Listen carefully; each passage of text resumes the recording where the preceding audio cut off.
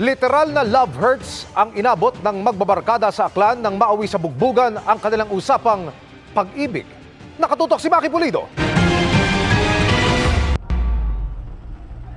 Nakabulagta at halos di na makakilos ang nakapulang t-shirt na ito, habang ang ilang babae nakasalampak sa gitna ng kalsada. Ang isa tila hirap makabangon kahit tinutulungan na. Pero hindi aksidente ang dahilan ng tagpong ito na nadaanan lang ng video uploader sa Barangay Estancia sa Kalibo, Aklan.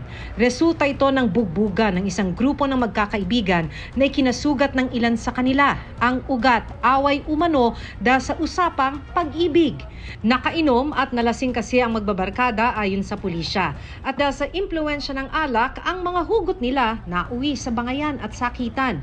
Wala namang nagsampa ng reklamo at nagkaayos ang lahat ng mahimasmasan. Matapang man sa kanilang debate tungkol sa pagmamahal, tikom sila sa insidente at walang nagbigay ng pahayag. Para sa GMA Integrated News, Maki Pulido, nakatutok, 24 oras.